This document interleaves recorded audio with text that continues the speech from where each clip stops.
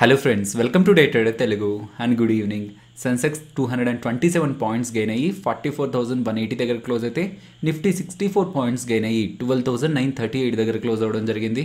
Lakshmi Vilas bank గురించి మాట్లాడుకోవాలి. నిన్న మన మార్కెట్స్ ఎండ్ అయిపోయిన తర్వాత ఆర్బీఐ దగ్గర నుంచి లక్ష్మీ విలాస్ బ్యాంక్ రిలేటెడ్గా ఒక ఇంపార్టెంట్ అప్డేట్ రావడం జరిగింది. సో ఆ పాయింట్ ఆఫ్ టైంకి వీడియో రికార్డింగ్ అలాగే ఎడిటింగ్ అయిపోవడంతో లక్ష్మీ విలాస్ బ్యాంక్ రిలేటెడ్గా వచ్చిన అప్డేట్ మీకు వాయిస్ రూపంలో టెలిగ్రామ్లో అయితే అప్లోడ్ చేయడం జరిగింది. ఆర్బీఐ రిలీజ్ చేసిన డ్రాఫ్ట్ ప్రకారం మీన్స్ ప్రెసెంట్ 12 రూపీస్ 45 పైస్లో ఉన్న లక్ష్మీ విలాస్ బ్యాంక్ షేర్స్ అయితే కమింగ్ టైమ్స్ లో వాటి వాల్యూ జీరోకి ఈక్వల్ అనమాట. Because once Lakshmi Vilas bank ని డిబిఎస్ బ్యాంక్ ఇండియాతో మెర్జర్ చేసిన తర్వాత షేర్ క్యాపిటల్, రిజర్వ్స్ అలాగే సర్ప్లస్ వీటన్నిటిని కూడా రైట్ ఆఫ్ చేస్తారు అంటున్నారనమాట. సో ఈ షేర్ క్యాపిటల్, రిజర్వ్స్ అలాగే సర్ప్లస్ అనేవి రీసెంట్ టైమ్స్ లో మనం మాట్లాడుకున్న బ్యాలెన్స్ షీట్ వీడియోలో మీకు క్లియర్ గా అర్థమవుతాయి. ఆ వీడియో కామెంట్ సెక్షన్ లో ఫస్ట్ కామెంట్ లో మీకు పిన్ చేస్తున్నాను. బట్ స్టిల్ ఈ రోజు మీరు గమనిస్తే లక్ష్మీ విలాస్ బ్యాంక్ రిలేటెడ్ గా ఆల్మోస్ట్ 25 lakh షేర్స్ అనేవి ట్రేడ్ అయ్యాయి అనమాట. సో ఒక ట్రేడ్ జరుగుతుందంటే దాంట్లో సెల్లర్ ఉంటారు, బయ్యర్ కూడా ఉంటారు. ఇలా 20% డౌన్ అయింది, నెక్స్ట్ రైజ్ అవుతుందని ఒకవేళ హోప్స్ తో ఎవరైనా బయ్యర్స్ కానీ దీంట్లోకి ఎంటర్ అవుతున్నట్లయితే డెఫినెట్లీ వాళ్ళు కమింగ్ టైమ్స్ లో ఎక్కువ రిస్క్ అయితే ఫేస్ చేయాల్సి ఉంటుంది. సో లక్ష్మీ విలాస్ బ్యాంక్ లోనే జరిగింది కాదు, లాస్ట్ 2 years నుంచి మనం గమనిస్తే ఐలాండ్ ఎఫ్ఎస్ కానీ, డిహెచ్ఎఫ్ఎల్ కానీ, ఎస్ బ్యాంక్ కానీ, PMC Punjab Maharashtra cooperative bank కానీ వీటన్నింటిలో కూడా సిమిలర్ టైప్ ఆఫ్ యాక్టివిటీ మనకు కనిపించింది అనమాట. సో వాళ్ళు వేరొకరికి లోన్స్ ఇవ్వడం, లేదంటే ఆ బ్యాంక్ కి సంబంధించి ఆ ఫైనాన్షియల్ ఇన్స్టిట్యూషన్ కి సంబంధించిన ఫండ్స్ రిలేటెడ్ గా టాప్ మేనేజ్మెంట్ తీసుకునే కొన్ని డెసిషన్స్ కారణంగా నాన్ పర్ఫార్మింగ్ అసెట్స్ మొండి బకాయిలు పెరిగిపోవడం, తద్వారా ఎంటైర్ ఆ ఫైనాన్షియల్ ఇన్స్టిట్యూషన్ క్రైసిస్ లోకి వెళ్ళిపోవడం అయితే రీసెంట్ టైమ్స్ లో మనం చూస్తూ ఉన్నాం. ఫైనాన్షియల్ దట్టు బ్యాంక్స్ లో ఏదైనా ఇలాంటి యాక్టివిటీ జరుగుతుంటే, క్రైసిస్ లోకి వెళ్ళిపోతుంటే ఆర్బీఐ ఒక స్టెప్ ముందుకు వేసి వాటిలో రీస్ట్రక్చరింగ్ చేసే ప్రయత్నం చేస్తుంది అనమాట. సిమిలర్ టైప్ ఆఫ్ రీస్ట్రక్చరింగ్ మనకి ఎస్ బ్యాంక్ లో కూడా కనిపించింది. కాకపోతే ఎస్ బ్యాంక్ లో అంతకు ముందు నుంచి షేర్స్ హోల్డ్ చేస్తున్న వాళ్ళ వాల్యూని జీరోకే ఆర్బీఐ అయితే చేయలేదు. కాకపోతే లక్ష్మీ విలాస్ బ్యాంక్ లో మాత్రం అలా డైల్యూషన్ కూడా కాకుండా కంప్లీట్ గా ఉన్న షేర్ క్యాపిటల్ అంతా కూడా జీరో చేయడం జరిగింది. అండ్ అలాగే ఎస్ బ్యాంక్ ని ఇంకొక బ్యాంక్ తో మెర్జర్ అయితే చేయలేదు.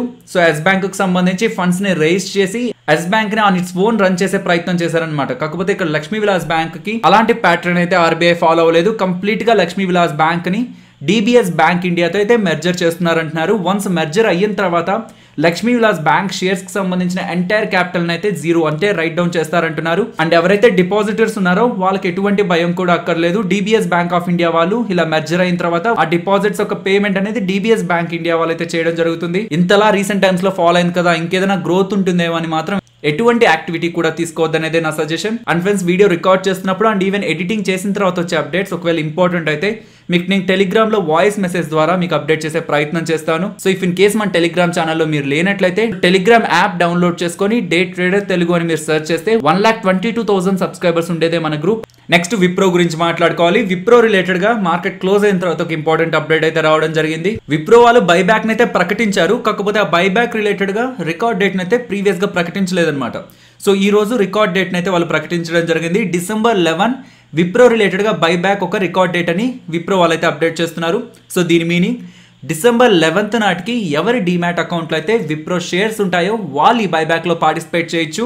బైబ్యాక్ రిలేటెడ్ ఉన్న బేసిక్ డీటెయిల్స్ మాట్లాడుకుంటే విప్రో వాళ్ళు 23,75 lakhs షేర్స్ దగ్గరగా షేర్ హోల్డర్స్ దగ్గర నుంచి బైబ్యాక్ చేస్తారంటున్నారు at the price of 400 rupees per share అనమాట. అండ్ అగైన్ రీసెంట్ టైమ్స్ లోను చెప్తూనే ఉన్నాను, ఏ బైబ్యాక్ లో అయినా సరే కంప్లీట్ గా మీ దగ్గర ఉన్న షేర్స్ తీసుకోవాలని గ్యారంటీ అయితే ఉండదు. నెక్స్ట్ స్పైస్ జెట్ గురించి మాట్లాడుకోవాలి. ఇంట్రాడే సెషన్స్ లో ఆల్మోస్ట్ మనకి 14% దగ్గరగా గెయిన్ అయింది. స్పైస్ జెట్ రిలేటెడ్ గా హెచ్ఎస్బీసీ వాళ్ళు ఇచ్చిన అప్డేట్ ని నేను మీకు మార్కెట్ ఓపెన్ అవ్వకముందు టెలిగ్రామ్ లో అప్డేట్ చేశాను.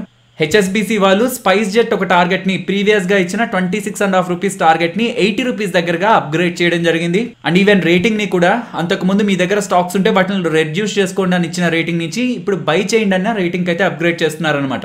చేంజ్ చేసుకున్న పాజిటివ్ వ్యూ బ్యాక్ ఉన్న రీజన్స్ ఏం చెప్తున్నారంటే అసలే వీళ్ళు ఫైనాన్షియల్ గా వీక్ గా ఉన్నారు, ఇప్పుడు డిమాండ్ కూడా తగ్గిపోయింది కాబట్టి స్పైస్ జెట్ అసలు సస్టైన్ అవుతుందా లేదా అన్న క్వశ్చన్స్ కూడా వచ్చాయి. కాకపోతే మేనేజ్మెంట్ చాలా స్ట్రాటజిక్ గా వ్యవహరించడం జరిగింది.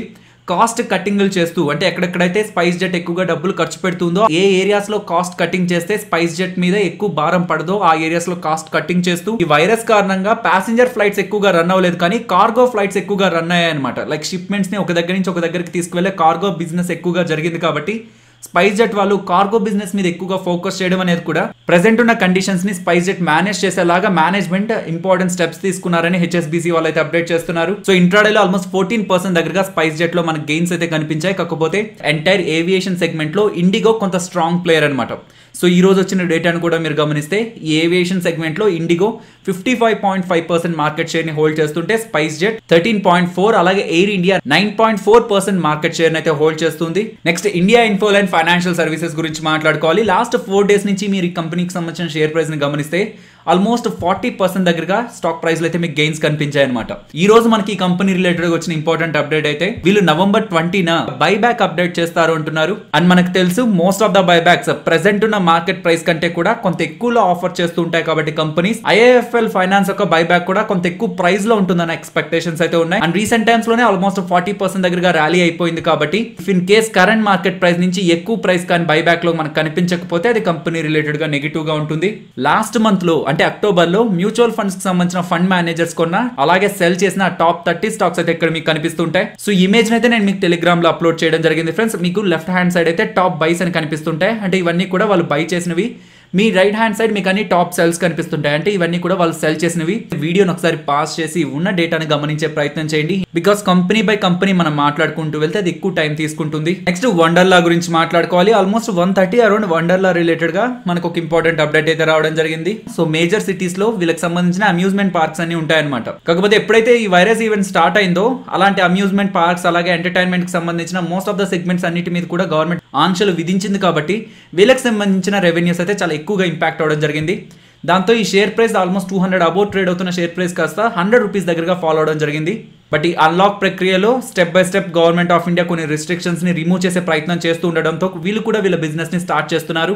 రీసెంట్ గా అంటే November 13 నుంచి వీళ్ళకి సంబంధించిన అమ్యూజ్మెంట్ పార్క్స్ లో డ్రై రైడ్స్ ని స్టార్ట్ చేశారనమాట. అంటే వాటర్ తో కాని రైడ్స్ అన్నిటిని కూడా వాళ్ళు స్టార్ట్ చేశారు. కాకపోతే November 20 నుంచి వీళ్ళ బెంగళూరుకు సంబంధించిన పార్క్ లో వాటర్ రైడ్స్ ని కూడా స్టార్ట్ చేస్తారు అంటున్నారు. ప్రీవియస్ గా పర్ డే వీళ్ళు 10,000 పీపుల్ దగ్గరగా అలౌ చేస్తుంటే ఇప్పుడు 10,000 కాదు, కేవలం 4,000 పీపుల్ ని అలౌ చేస్తారు పర్ డే అంటున్నారు. అండ్ అలాగే వీళ్ళకి సంబంధించిన ఆపరేషన్స్ ఫ్రైడే, సాటర్డే, సండే ఈ 3 రోజులే ఉంటాయి అంటున్నారు.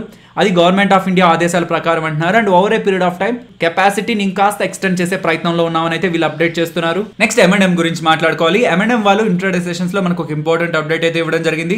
M&M వాళ్ళు new tractor series K2 series అయితే స్టార్ట్ చేయబోతున్నారు. అది జహీరాబాద్ తెలంగాణలోనే తయారు చేస్తామని అయితే వీళ్ళు అప్డేట్ చేస్తున్నారు. వీళ్ళు new tractor K2 series related గా చాలా ఎక్కువ ఎక్స్పెక్టేషన్స్ అలాగే హోప్స్ అయితే ఉంచుకోవడం జరిగింది అనమాట. ఇవి ఒక lightweight tractors almost 37 models దగ్గరగా వీళ్ళు డెవలప్ చేస్తారంటున్నారు with different horsepowers. And ఇవి కేవలం ఇండియాకి మాత్రమే కాదు, ఇంటర్నేషనల్ గా కూడా వీటిని ఎక్స్పోర్ట్ చేస్తారంటున్నారు. US, జపాన్ అలాగే సౌత్ ఈస్ట్ ఏషియా కూడా వీళ్ళు ఎక్స్పోర్ట్స్ చేసి వీళ్ళు తయారు చేస్తున్న new tractor K2 series related గా గుడ్ బిజినెస్ ఉండడానికి పాసిబిలిటీ ఉందని వీళ్ళైతే పాజిటివ్ కామెంట్స్ అయితే ఇవ్వడం జరిగింది.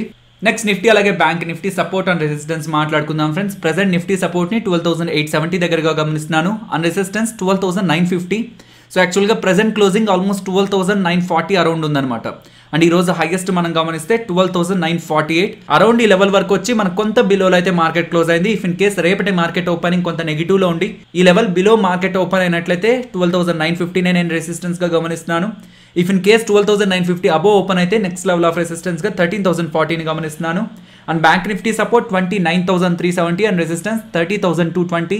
నిఫ్టీ ఆప్షన్ చైన్ డేటా మాట్లాడుకునే ప్రయత్నం చేద్దాం ఫ్రెండ్స్. రీసెంట్ టైమ్స్ లో 13,000 అనేది ఒక ఇంపార్టెంట్ రెసిస్టెన్స్ గా యాక్ట్ అవడానికి పాసిబిలిటీ ఉంది, బికాస్ అదొక సైకలాజికల్ లెవెల్. అలాగే కాల్ రైటర్స్ కూడా అక్కడ యాక్టివిటీని బిల్డ్ చేస్తున్నారు కాబట్టి 13,000 మనం ఒక ఇంపార్టెంట్ రెసిస్టెన్స్ గా చూడొచ్చు అనుకున్నాం.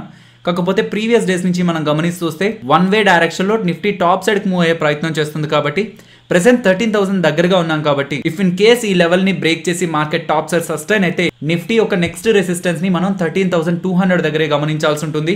అండ్ ప్రెసెంట్ ఉన్న లెవెల్స్ నుంచి డౌన్ సైడ్ కి మూవ్ అయితే ఇంట్రాడేలోను అలాగే ఓవరాల్ గా కూడా హై ఓపెన్ ఇంట్రెస్ట్ బిల్డ్ అయిన స్ట్రైక్ ప్రైస్ మనకి 12,800 put option. So if in case present ఉన్న లెవెల్స్ నుంచి డౌన్ సైడ్ కి మూవ్ అవుతుంటే ఆప్షన్ చైన్ డేటా ప్రకారం 12,800 ని మనకు ఇంపార్టెంట్ సపోర్ట్ గా అయితే గమనించవచ్చు.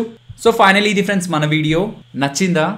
ఒకవేళ నచ్చితే లైక్ చేయండి ఫ్రెండ్స్. అండ్ ఈ వీడియో మన వాళ్ళకి యూజ్ అవుతుంది అనుకుంటే తప్పకుండా షేర్ చేయండి. అండ్ మన ఛానల్ని సబ్స్క్రైబ్ చేయనట్లయితే ఛానల్లో ఉన్న కంటెంట్ ఒకసారి గమనించండి. ఇఫ్ ఇన్ కేస్ ఆ కంటెంట్ మీకు నచ్చితే ఛానల్ని సబ్స్క్రైబ్ చేసి పక్కనే ఉన్న బెల్ ఐకాన్ క్లిక్ చేయండి. మరొక ఇంట్రెస్టింగ్ వీడియోతో మళ్ళీ మీ ముందుకు వస్తాను. అంతవరకు టేక్ కేర్. జై హింద్.